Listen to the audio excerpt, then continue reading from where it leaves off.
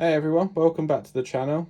Today we're checking out one of the most hyped gaming mice out there, and it's called the Logitech G502 X Plus. Here it is here in a box. I have already opened it on one of my other videos, but I just thought I'd do a bit more of a in-depth video today, just to go over some of the features and things. And as I've now had a play around with it, I've got a bit more sort of an idea of how the thing works. In my previous video I did touch on the fact that I was using the G903. Lasted me for about 4 years or so, because it's quite dusty and grotty now, after all the working at home days I've spent using it. I did originally buy it to go with my gaming PC, play my games on and everything, but as I've been working at home for like the last 4 years now, it's actually become more of a XL beast than I'd imagined, really. Obviously with this one and this one you have the infinite scroll, so you click that button in there and then you can just spin the wheel.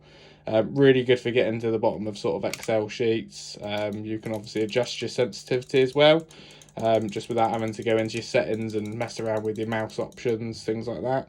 So yeah, it's been really good. I did look at trying to get a replacement one of these, but it was the same price as this one. And as you can see with the glass mouse, matte glass, it's white, so just fits in a little bit more with my setup. I've got the white 10 keyless G915 keyboard as well, so I thought this is the clear winner, really. So yeah, we'll get into a few of the bits now as well. So I have, as I mentioned, already unboxed it, which is in one of my other videos that you'll see on my channel, but I just wanted to pack it all back in again just to give you a bit more of a clear demo, because obviously the first time I did open it was on the camera, so just wanted to make sure that we give it a bit more of a fairer chance now we've played around with it for about a week. So upon opening it, you'll see it's got all the buttons, all the bells and whistles, all the nice little bits and pieces. This was the first thing I took off. Obviously if you're playing games, probably does come in quite handy, because that button right there, although you can map it to do anything, out of the box, what it will do is when you're moving your mouse, say you're playing like a first person shooter, you press that, and as you move, it will move a lot slower, so it just lowers the DPI, really. You do also have these that can raise and lower the DPI to whichever you have set them up at. Obviously in the Logitech G Hub software you can chop and change everything. But yeah, I just took this out, and in the box you will get a blanking plate. So I just slotted that one in, put it in the right way around, just like that. It's got magnets on as well, so it's not coming out really. It's quite solid in there. Yeah, obviously because I'm just using it for work at the moment, really, I just prefer just to have it like that, because otherwise I end up accidentally pressing it when I'm trying to press these. And yeah, just thought it'd be a bit nicer and a bit smoother using it then. So yeah, taking that one out. You obviously get your, if I can get this one out, just your little USB-C dongle. Excuse me dirty fingers, been out on my bike this afternoon. So yeah, you get that one, you pop that one into your computer, and the other bits you get in the box as well. Nice cable, USB-C as well. This one was micro USB, so that's a well needed upgrade. Even 4 years ago, that's an outdated port to use, really, so I'm not really too sure why they went with that. It should have been the USB-C to begin with. The annoying thing is my keyboard is still micro USB, even though it looks really nice and it's one of the top of the line ones that they still sell. You've still got that micro USB in there, which is not ideal. So yeah, that's that one. So yeah, you got that one in there. This as well, which is just a little, basically plug that in. So if you've got your computer a little bit further away than sort of right immediately in front of you, I've got a USB hub literally just off the screen up here anyway, so I don't bother using this really. It's only for if sort of you got a computer tucked away under a desk, so then you can just pop that up on the top and then it'll give you the fastest and most reliable connection, really. So yeah, that's what sort of comes in the box. You've also got all your manuals, your warranty cards and bits and pieces as well. Probably not really going to need them. Better off just sort of watching a video to go through all the settings, really. Got a QR code there as well if you want to scan that, just to sort of get yourself started. So yeah, really nice mouse. Just flick it on there as well. As you can see, it's got all the nice lights.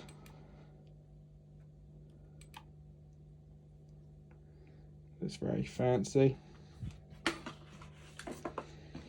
My old one just sort of gave up. It just started flashing red like that. Nothing I could do about it. See, it's all very scuffed up as well.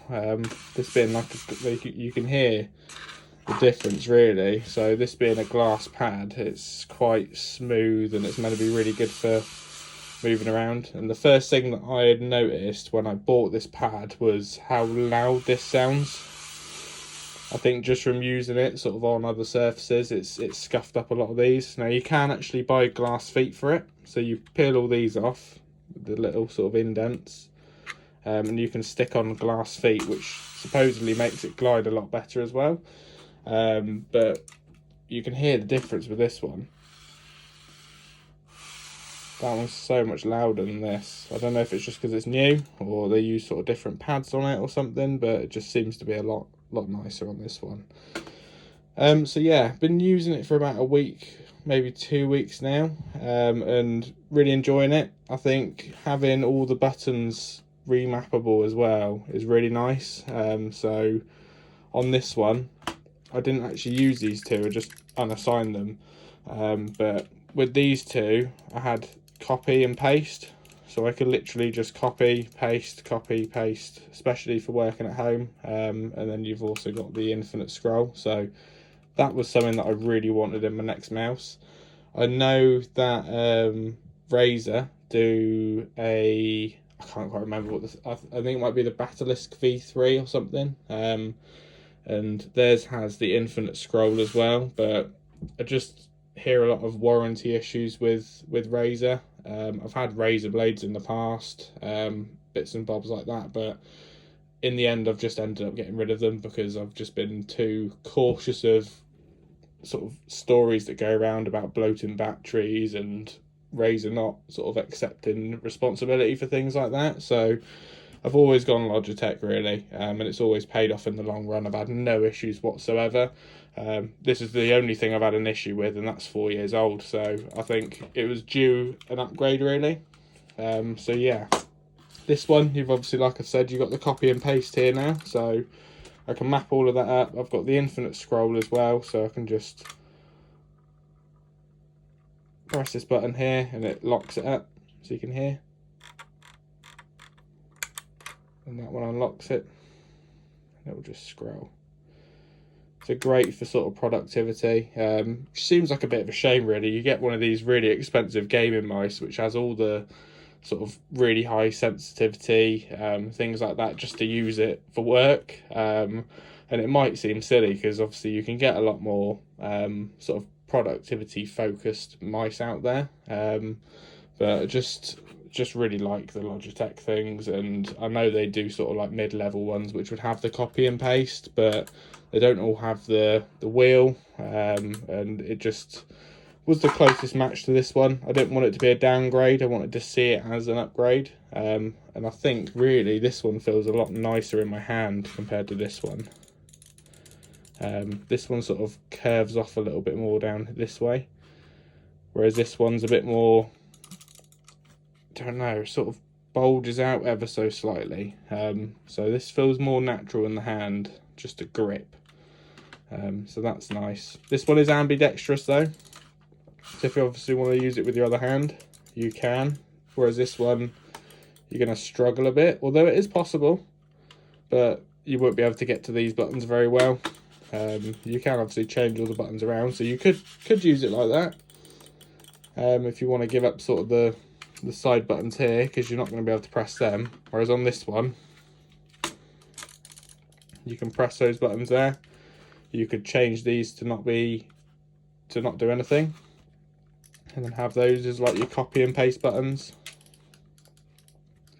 which is strange that I use this hand really, because I am left-handed, so you would think that using this would be more natural for me, but no, it feels really weird using it that way, so definitely wouldn't be recommending that. So yeah, it's really nice. I do like it. Obviously, if you've got any questions or if there's anything that you want to see, I'll happily go through the sort of Logitech G Hub setup as well, where I've just created the sort of separate profile and then just put on the onboard memory mode. So then obviously everything's saved on the mouse then. You do have, if I turn it on, so where I've hit the save, you can press this button here, just the one below the wheel lock button, this one, and it will actually go through your different profiles that you've set up. So you can see there, that's just the sensitivity adjustment, so that'll be the highest sensitivity. But then if you press that, it will cycle through all of your different profiles essentially. So I've just got one set up really, and then the other one's the default one. So I'll just use that. It is a little bit confusing, the software, although I've used it quite a lot before. I find a lot of the times you've got to go through and redo things a certain amount of times just to get it to actually save properly. I don't know if that's just user error. That might just be me not being very accustomed to how the software works. But I find it can be a little bit of a pain just to get it to save exactly how you like it. But yeah, like I said, any questions, any issues, or anything that you want to sort of mention, please do feel free to drop me a comment, and I will be having a look at other videos that I can post as well. So I've got one of the ROG alloys as well, so I might start doing a few videos on that and just how to set it up. Obviously I know a lot of people are buying them, just sort of going from console to making their first step to like a PC. So I think doing a couple of videos on this of how to actually get it all set up and understanding all the armory crate settings and how not to have it running at like 95 degrees all the time, adjusting fan curves, things like that, be really handy. And maybe just some general sort of gameplay videos just to show how to set it all up and what you can expect when you get one really. So yeah, that's just another video idea. Anything else that you might want to see, feel free to let me know, and I will see you soon. Take care, bye.